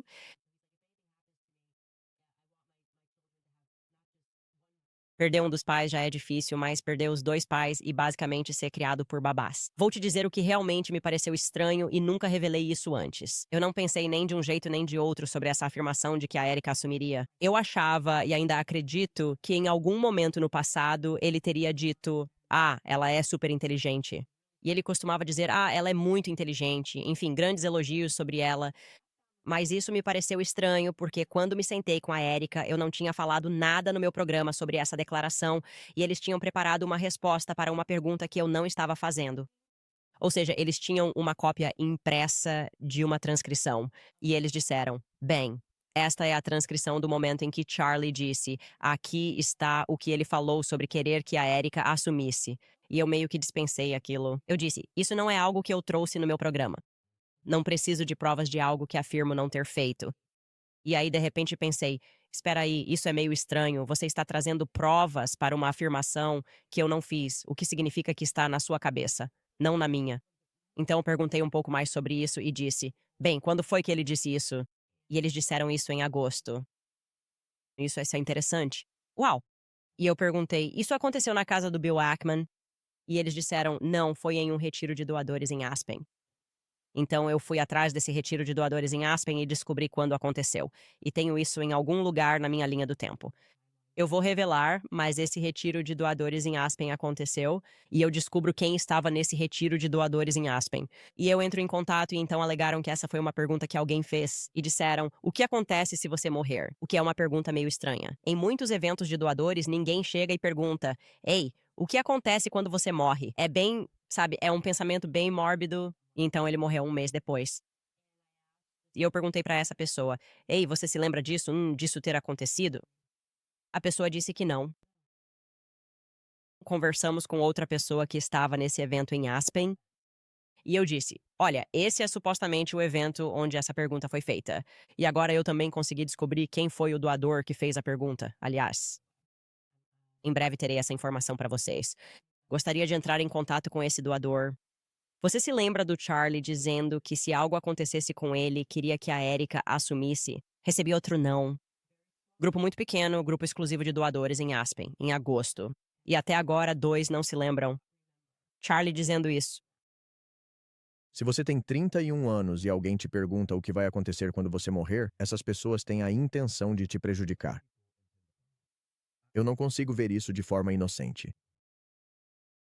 Pelo contrário, o que uma pessoa se lembra, o que faz muito mais sentido, é que durante a conversa do Charlie, ele estava dizendo como a Turing Point vai crescer. E perguntam: como fará tudo isso? Você é uma só. Ele estava construindo uma visão, como se fazem eventos para doadores. É onde estamos. Aqui está o que queremos fazer. Aqui está o que estamos construindo. Esse era o Charlie. E aparentemente o Charlie deu uma resposta totalmente sensata, tipo: bem, é por isso que eu contrato pessoas para ficarem abaixo de nós e cuidarem disso, disso, disso e daquilo. Ninguém se lembra até agora. Eu só perguntei para 2 pessoas, ele dizendo: se eu morrer, quero que a Erika assuma o meu lugar. Seria algo totalmente fora do seu perfil, porque, de novo, sim. Toda declaração pública que ele já fez, essa nunca foi a posição dele. Cada declaração pública. Se você olhar o podcast pessoal dele, se você olhar entrevistas em que ele participou em podcasts ou programas de rádio de outras pessoas, eles falam o tempo todo sobre uma mulher trabalhando fora de casa. Ele disse algo como: olha, quando eles têm filhos pequenos, provavelmente não é a melhor ideia, não é o momento certo para fazer isso. Crie seus filhos. Seria muito fora do comum para ele dizer: sim, na verdade, quero que ela assuma minha agenda de viagens de 300 dias por ano. E não se esqueça, ele também estava sendo extremamente pressionado pelos doadores naquela época. Certo. Ele está sendo pressionado e xingado por doadores. Ele recebeu a conta. Acontece o negócio do Ackman. Seth Dillon está pressionando ele. Ele está ouvindo pessoas dizendo que vão tirar milhões dele. E a perspectiva dele era: quero que minha esposa aguente isso enquanto meus filhos ficam sem pais. Não estou dizendo que não é possível. Estou dizendo que até agora, tentando confirmar a história, não consigo. E isso está me incomodando porque o óbvio seria eles divulgarem o vídeo. Porque se não for isso, a gente só conectou ele no áudio e falou tipo: "Ah, estamos só te conectando no áudio para o discurso". É tipo, se você tem áudio, você tem vídeo. E me disseram que havia áudio e vídeo nesse evento nos Hamptons. Bem, vou dizer o seguinte: eu não acredito mais em áudio e vídeo. Preciso de alguém na sala para confirmar que aconteceu. Eu simplesmente adoro a revolução da IA. Vejo vídeos meus que as pessoas publicam e dizem: ah, sabe? E eu penso: eu não disse isso. Esse não sou eu, sim. Sabe? E geralmente é engraçado. É engraçado. Mas alguém olharia para isso e diria: ah, Baron Coleman disse isso. Eu fiquei tipo: não, eu nunca disse isso. Vou continuar entrando em contato com as pessoas presentes neste evento para ver se alguém confirma isso oficialmente. Mas eu realmente acho que seria responsabilidade deles divulgar isso. Poderia ter acontecido. Isso foi levantado em Nova York, no retiro dos Hamptons. A Erika me disse que foi em Aspen. Sim. Veja, Eu estava com a impressão: o que acontece quando você morre? A pergunta veio dos Hamptons. sim, porque as pessoas sabiam que era em agosto. E então ninguém realmente sabia que havia esse evento de doadores que aconteceu em Aspen. E eu posso até te dizer as datas, né, se você me der um segundo. Isso realmente faz muito. Sentido porque você ouve: ei, um monte de doadores em agosto. Quem é esse cara? De 15 a 17 de agosto. Então, menos de um mês antes de ele morrer. Quer dizer, 3 semanas. Sim.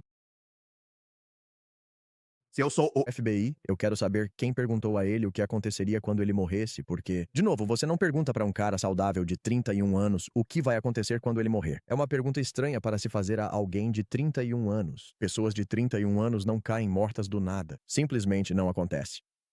No treino militar com Mike, ele diz: se algo ocorrer, fuja. Estavam ensaiando. Estavam falando sobre o incrível? Eles estavam fazendo simulações? Era o Charlie. Tipo, 1, 2, 3, vai, vai.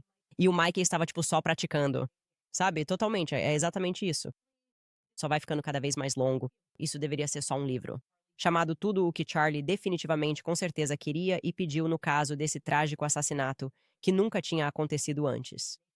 E é Eu não gosto do fato de estarmos sendo obrigados a acreditar, sabe? Primeiro iam dizer que eu era uma mentirosa, depois tiveram que confirmar que era verdade, que Charlie mandou mensagem não só para Andrew Cohen, mas também para Dan Flood na noite anterior e disse que estava preocupado que seria assassinado. Mas ele também não deveria, tipo, será que ele não teria confidenciado isso à esposa? Tipo, ela não sabia, ela estava com o telefone dele. Não quer que sua esposa carregue esse fardo ou tenha esses medos e prefira falar com a segurança e a assessoria de imprensa. Então, após o crime, Andrew Colba não contou nada para Erika? Certo. Bem, e há tantas coisas estranhas sobre isso, Dan. Floyd não lhe disse: Ei, é verdade, isso aconteceu. Ele acabou de me mandar uma mensagem. Ela ouviu isso pela primeira vez quando eu disse: Certo. Bem, ela também tinha a guarda do colar que ele nunca tirou, e que ela era. É uma loucura tentar encontrar algo imediatamente à tarde. Há tantas coisas estranhas sobre a Erika e as 24 a 48 horas que antecederam isso, e as 24 a 48 horas imediatamente depois. Alguém me perguntou ontem se você pudesse responder a uma pergunta sobre o assassinato, qual seria? E minha resposta: o que a Erika sabia? Tipo, ela sabia que ele ia morrer no dia seguinte? Porque eu acho que a resposta para essa pergunta é sim. Na minha opinião, Eu acho que a resposta é sim. Minha principal dúvida agora, não diria que é a número um, mas está entre as principais, é sobre aquela história da Jezebel. A pessoa que escreveu o artigo nunca tinha escrito um artigo antes, e disseram que Charlie estava tão preocupado e que os padres vieram até ele. Foi isso que contaram para a Megyn Kelly, acredito que foi para a Megyn Kelly. Ela é bem direta. E que o padre foi até lá para rezar 48 horas antes, para rezar por causa desse artigo da Jezebel.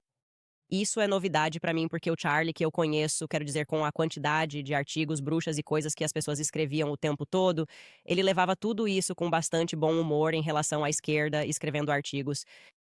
E o fato de o padre ter ido rezar por causa de um artigo agora me chama a atenção. Eu fico pensando, ok, isso é muito interessante.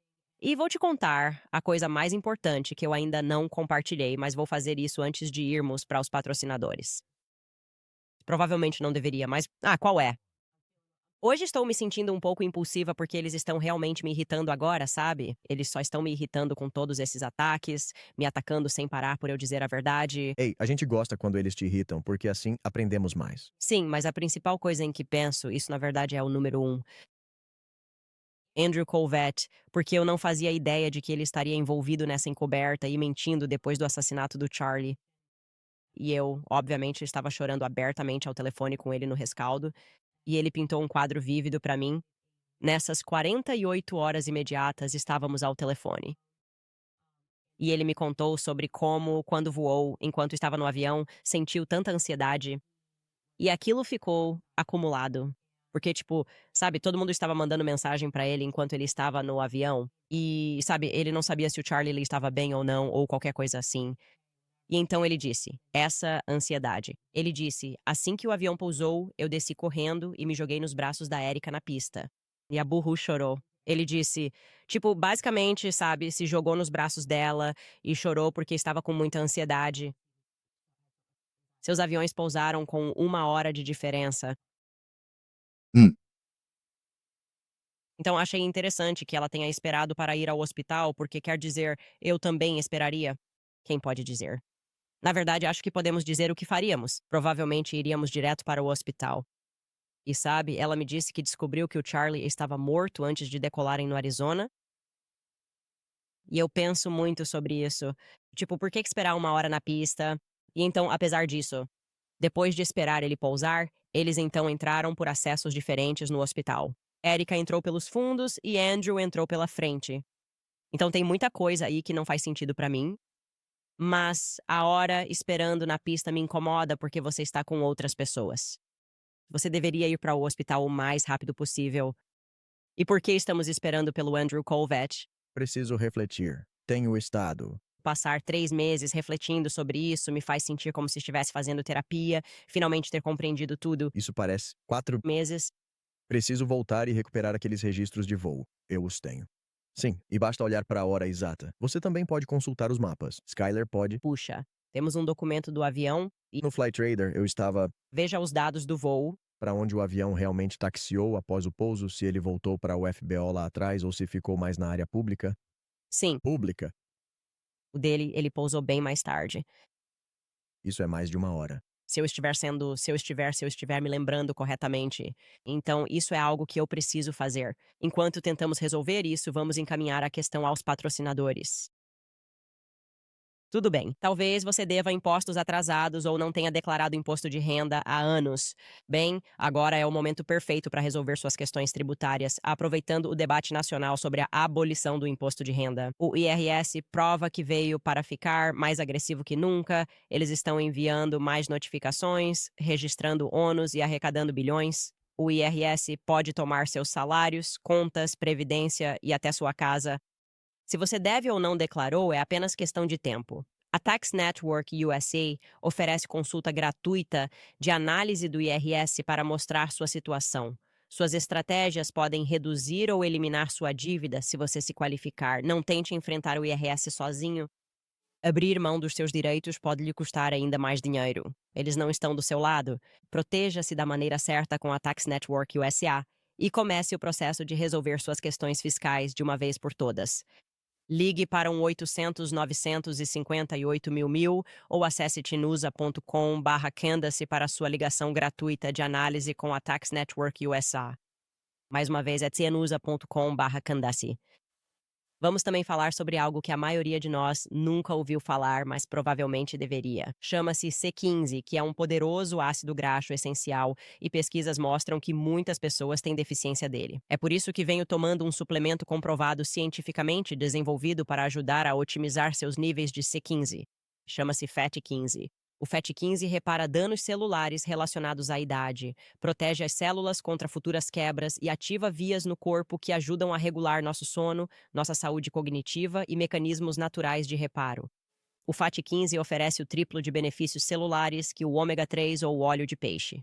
Ele vem em um pote com recargas entregues em casa. Algumas gorduras são essenciais e o C15 é uma delas.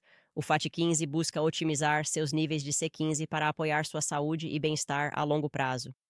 Ganhe 15% de desconto extra no kit inicial de 90 dias em fat15.com. E use o código Candice ao finalizar a compra. Novamente, esse é o fat15.com/Candice, use o código Candice. Lembrem-se do sistema financeiro americano, pois podem surgir preocupações com as faturas de cartão pós-festas. Proprietário, ligue para a American Financing para quitar dívidas, eliminar o estresse e focar em um 2026 forte. O Fed reduziu as taxas em dezembro e a American Financing ajuda você a acessar o valor do seu imóvel com juros na casa dos 5%. Essa taxa é bem menor que a média de 20% dos cartões de crédito. A American Financing ajuda clientes a pouparem $800 por mês. Isso soma quase $10.000 por ano, sem taxas iniciais ou obrigação para ver quanto você economiza. Fecham negócios em 10 dias e adiam 2 hipotecas. Ligue para 8007-951210. Novamente, o número é 8007-951210. Ou visite americanfinancing.net/Owens, americanfinancing.net/Owens. American Financing, a sua melhor opção em empréstimos imobiliários nos Estados Unidos. Foi uma verdadeira bomba. Sim, um pouco. Eu precisava desabafar. Não sei. Sabe, a culpa é do Dave Rubin. Ele me irritou hoje. Estou simplesmente cansado de todos os ataques que recebo por dizer a verdade. É tão injusto na vida ser uma pessoa boa, ser uma pessoa franca, ser uma pessoa honesta e ainda assim ser atacado.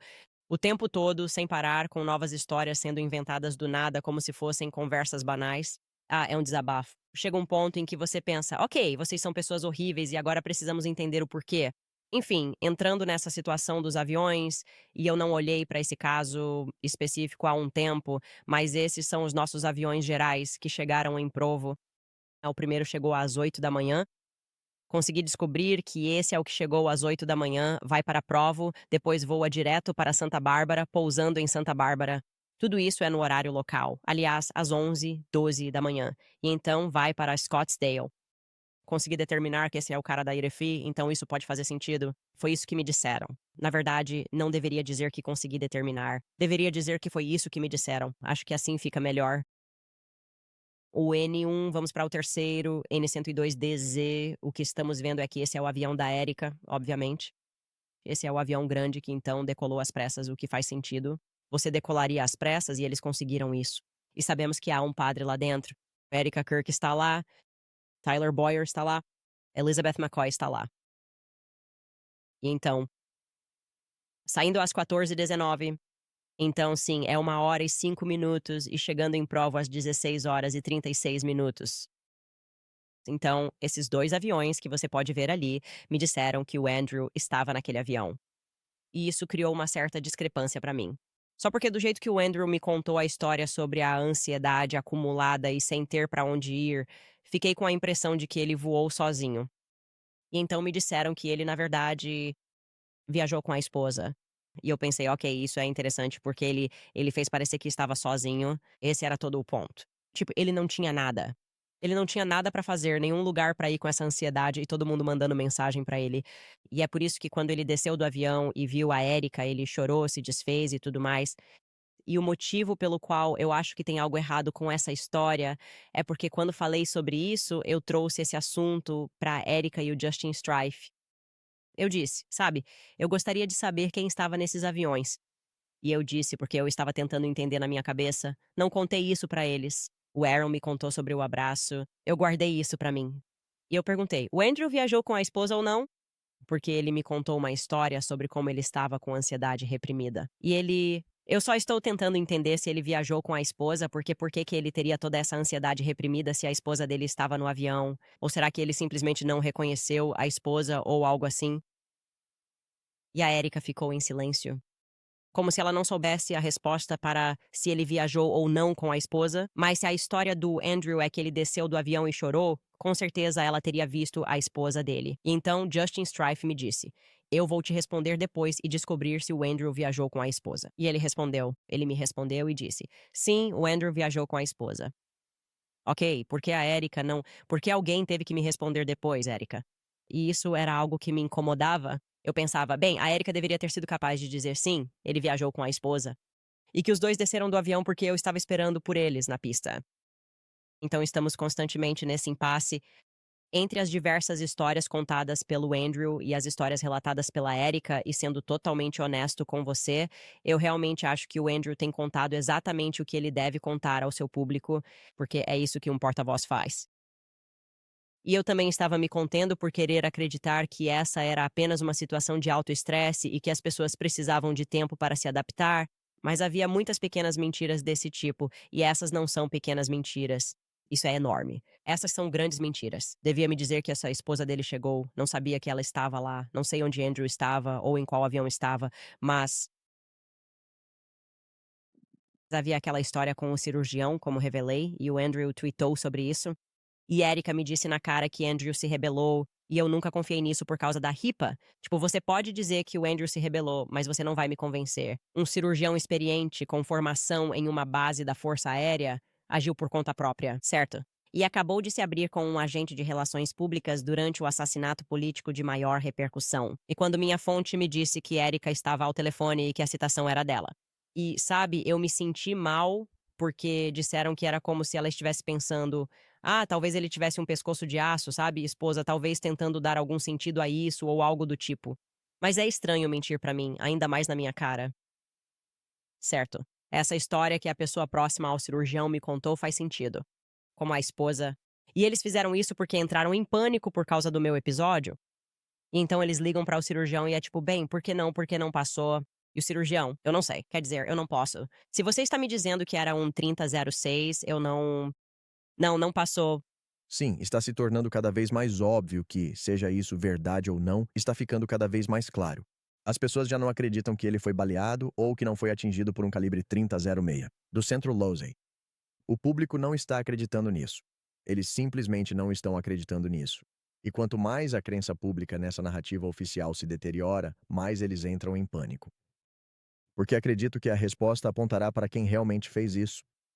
E isso é simplesmente aterrorizante para eles. Então, sabe, nós continuamos acompanhando o caso e continuamos pressionando e eles continuam cometendo erros. E à medida que isso acontecer, nós continuaremos a identificar esses erros, avaliá-los e informar as pessoas sobre o significado deles. Sim, tudo bem. Vou mudar de assunto agora e abordar alguns dos nossos comentários e o que as pessoas estão pensando. Com certeza falei muita coisa hoje. É isso que acontece quando vocês simplesmente acordam e escolhem a violência e mentem sobre mim. E eu tenho sido muito bom para todos vocês, para todos, sem exceção. Turning Point USA, Daily Wire, Dave Rubin, Prager University. Acho que fechei o documento sem querer, então vou reabri-lo. Estamos na rodovia 293. Ok. Temos o comentário mais votado de ontem. Estávamos falando sobre a Sociedade Americana do Câncer, que parece a pessoa que me deu essa dica sobre Dan Flood e disse que ele andava com essas pessoas, foi quem disse isso. O dinheiro está sendo desviado, trata-se apenas de uma operação de lavagem de dinheiro para subornar policiais corruptos. Através do baile dos pecuaristas, baile dos barões do gado, por assim dizer. E eles alegam que esse dinheiro será destinado à Sociedade Americana do Câncer. Talvez alguém devesse investigar isso. E esse comentário mais votado diz: praticamente toda a arrecadação de fundos para a Sociedade Americana do Câncer é uma farsa. Eles não estão procurando uma cura. Pode haver algo aí. Essas instituições de caridade estão começando a parecer um pouco suspeitas, tenho que dizer. Jay-Z escreve: Candace, ao desvendar isso, será gratificante. Triste, mas gratificante. Rezo pela sua segurança todos os dias, enviando amor da Austrália. Espero que um dia você possa nos visitar. Eu também espero que sim. Tracy escreve: esta é a minha versão do Super Bowl. Eu estava à espera desta colaboração. Que Deus abençoe vocês dois. Podemos fazer isso o tempo todo. Na verdade, moramos perto um do outro, o que é incrível. Seremos apenas eu, você e Tel Vaughan. Sim. Seus pais perguntaram, você veio de avião? Eu respondi, não, eu fui dirigindo. Incrível. Levou 20 minutos. Vamos todos ficar de boa curtindo a companhia um do outro aqui em Nashville, Tennessee. Mônica escreve: espero que vocês dois saibam que toda vez que a verdade se une, as luzes se acendem sobre o diabo. Acendem as luzes na potência máxima. Cristo é rei. Concordo totalmente com isso. E realmente parece que estamos vencendo. É perigoso. Mas do jeito que esses demônios estão gritando e todo mundo sendo exposto. Quero dizer, tem um Dave Rubin hoje. É tipo, ok que tá um pouco de luz sobre você, cara. E as coisas que você anda fazendo porque eu não estou fazendo nada. Essa pessoa escreve: eu não sou o Joe. Melhor dupla de todas. Continuem postando os clipes. Candace, e certifique-se de que você escreve Baron com um R só. Amo vocês dois. Ok. Então, se vocês não entenderam essa piada interna, ela é excepcional. A única maneira de descrever é: o Baron Coleman surtou. Ele estava falando com um comentarista sobre o Mitch Snow. Isso foi quando eles estavam rodando a Operação Desmascarar Mitch. E basicamente eles estavam dizendo: você não pode. Nem mesmo questionar a narrativa sobre Fort Huachuca, porque a mãe do filho do Mitch, de 20 anos atrás, tem algo a dizer. Então eles estavam tentando pressionar o Baron para parar de falar sobre isso, e essa pessoa no programa dele simplesmente entrou e disse: como você ousa? Como você ousa falar sobre o Mitch quando agora sabemos que ele já estava aprontando há 20 anos? E o Baron perde completamente a calma e começa a falar sobre o Joe, e isso só faz um conteúdo excepcional para o YouTube. Vamos apenas assistir? Baron Golden surtando com o Joe. É fantástico. No que diz respeito a mim... Vou acabar com isso porque saia daqui. Vá embora daqui. Vá pra casa. Aqui está o problema com pessoas como você, Joe. Eu não defendi porcaria nenhuma. Eu não defendi uma única coisa sua. Tudo o que eu disse foi que ele estava na base, Joe. Você é tudo o que há de errado com este país, Joe. Tudo o que está errado com isso pode ser resumido nessa frase aí. Nem defendo. Se faz o que diz, Joe, saia. Você não é inteligente para ver isso, Joe. Não quero gente estúpida na plateia. Se é tão burro, mostre alguma inteligência. Muito bom. O que eu estou dizendo é, Joe, Joe. É possível ser um vilão e ainda assim identificar Brian Harper. Essas duas coisas são possíveis, Joe. Pegar... Saia agora daqui. Esse aqui... é tudo o que há de errado em vocês. Isso é simplesmente tão bom, e então você continua e puxa pra cima. Achei que tínhamos conseguido. Aí ele mostra a aula que o Joe pode fazer para aprender sobre lógica e raciocínio. E como A não é igual a B e como B não é igual a C. E então você encontra um canal do YouTube com aulas gratuitas para ela em Stanford. É assim. Ah, por favor, continue essa parte. É tão bom. Eu adoro o Joe saindo de fininho. Foi sensacional. O problema com pessoas como você. Joe, esse é o problema com pessoas como você. É por isso que você é assim, você pode simplesmente pular. Nunca disse nada que ofendesse. Aí está. Quando se trata de violência doméstica. Mas a Candace verificou partes da sua história. Em outras palavras, ele estava na base, confirmou e tinha o boletim. BO confirmado pelo filho e o prédio usado era mesmo aquele? Ela liga para a base e confirmam que usam o prédio com janelas cobertas, montado como uma instalação segura. E quanto a isso? E quanto a cada passo do caminho que ela consegue verificar, Joe, o que está acontecendo? Não, isso não significa que pegamos isso e dissemos, ah, então foi verificado, ele estava na base. Isso significa que ele nunca me abusou. Não, Joe, essa é uma posição. Isso é burrice. Isso é pra gente estúpida e de baixo QI, o que não permitimos em nosso público. Então você tem que ir embora. Você tem que ir embora. Veja, isso não é lógica, Joe. Não é assim que a lógica funciona. Na verdade, se você quiser melhorar seu desempenho na sociedade e ser um membro mais produtivo, pode se inscrever em vários programas de lógica. Você pode se inscrever e dizer, gostaria de fazer uma aula de lógica. Isso não é burrice. Você pode fazer isso, Joe. Sinta-se à vontade, Joe. Vá e diga, desculpe, sou pouco inteligente e burro, não sei falar com adultos. Tem alguma aula de lógica ou filosofia aqui perto? Uma introdução? Me ajudaria no meu raciocínio? Isso ensina que defender alguém no tópico A não significa defendê-la no tópico B. Joe, você tem uma aula dessas? Se não, aposto que acha online ou eu procuro uma pra você. Eu provavelmente conseguiria encontrar uma boa aula introdutória, uma introdução à lógica que você pode fazer, Joe. Ah, meu Deus, essa é a aula pra você. Você não faz ideia do que acabou de encontrar. Você pode comprar este livro aqui mesmo. Currículo Masterbooks para Educação Domiciliar. Lógica. É um pacote curricular completo, Joe. Você pode obter uma introdução à lógica por Irving M. Livro de capa dura da Macmillan, por R$7,09. Joe, por menos de $10, aprenda como fazer isso. Para abrir um negócio, veja este curso introdutório. É o livro de lógica Master Reasoning, 5ª edição. 10 pratas, não seja bobo. Quase $30, Joe. Isso pode estar acima do seu salário. Olha, Universidade de Stanford. Universidade de Stanford. É uma universidade respeitável. Eles têm isso. É de graça. Joe, não há motivo para você ser assim, Joe. Isso é gratuito. Isso é absolutamente gratuito. Você não precisa pagar por isso. Aposto que existem vídeos no YouTube. Provavelmente poderíamos encontrar um vídeo no YouTube. Uma introdução completa à lógica no YouTube. Aposto que eles têm um... Você pode aprender a não ser como você é, Joe. Inacreditável, Joe. É a minha frase favorita. Você pode aprender a não ser como você é, Joe. Isso mesmo. Isso é simplesmente... Aquele crash foi a melhor coisa do YouTube. Eu fiquei tipo, sabe de uma coisa? Obrigado. Sim, isso está falando com a minha alma. Todo mundo está nos atacando. Ninguém está atacando o conteúdo do debate. Ninguém está dizendo, eles simplesmente começaram, de repente, a se transformar no Jerry Springer de 20 anos atrás e ficaram tipo, como você ousa discutir o que ele te contou como informação privilegiada? E eu estava, lágrimas nos olhos de tanto rir, hilário. Então esse é o trocadilho interno do Não Seja um Joe. E Joe recebeu o que pagou. Ela aprendeu muito. Acho que assistindo aquilo, eu não acho que ela, infelizmente, não acredito que ela assista ao seu canal. Bem, mas se ela voltar da aula, provavelmente pode. É um grupo de QI alto, Joe. Se você quiser entrar para o grupo, vai ter que melhorar o seu jogo. Pobre Joe. Slim escreve, 2 dos mais corajosos da mídia. Curious, Joel escreve. Os Baronites têm muito orgulho de você, Sir Baron, especialmente sua fiel equipe de moderadores. Em homenagem a este momento, mudei minha foto de perfil do YouTube para uma imagem sua como policial mau e da Candace como policial bom. Interrogando Brian Harpole. Você não quer esse cara interrogando ele? Você não precisa ser do jeito que você é, Brian Harpole. Você sabe o que é. Podemos simplesmente fazer um curso. Podemos corromper policiais. Você não precisa. Você tem que ser quem você é, Brian Harpole. Sim, na verdade, precisamos de você. Precisamos de você. Eu Sempre digo, sabe, você entra antes de mim e faz um trabalho tão educado. Você está bem vestido. Você fala bem. Eu chego e só fico reclamando de moletom. E eu penso, ela é a policial boa. Eu sou o policial mau. adoro isso. Eu sempre tento ser gentil, mas às vezes eu fico tipo, eu fico tão frustrada. E hoje foi um daqueles dias em que eu fiquei simplesmente porque você é tão gentil com essas pessoas e faz tudo da maneira correta. E a questão é, por que pessoas más simplesmente têm permissão para existir? Sim, por que simplesmente lhes é permitido existir e continuar existindo? Não entendo. Sim, quando as pessoas apenas tentam ser honestas, manter um teto sobre suas cabeças e fazem o que é certo pela família, peça desculpas se errar com elas. Eles também não podem fazer isso. Isso não existe neles. Então não seja um Zé Ninguém. Não seja um Zé Ninguém é o que Blanton acaba de escrever. Muito obrigado, pessoal. E essa é a minha versão do Super Bowl que eu já trouxe esse aqui, só pra garantir que eu não pegasse esse. As pessoas percebem a bagunça do Fed. Mães detetives investigam. Candace vai ao máximo. Baron fala a verdade. Deus está do nosso lado. Estamos em uma guerra espiritual do bem contra o mal. Tudo o que é feito no escuro será trazido à luz. Baron, concordo com essa avaliação.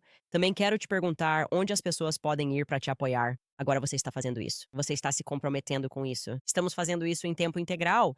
Seu canal é fantástico. Ele tem um estilo totalmente diferente de como faz seus vídeos no YouTube. Eu adoro. Ele faz esses ótimos monólogos e precisamos trazê-lo. Diretor, enquanto ele coloca seus clipes, mesmo que eu goste disso. Eu adoro o começo de um negócio. Gosto desse lado humilde de fazer tudo sozinho. É fantástico.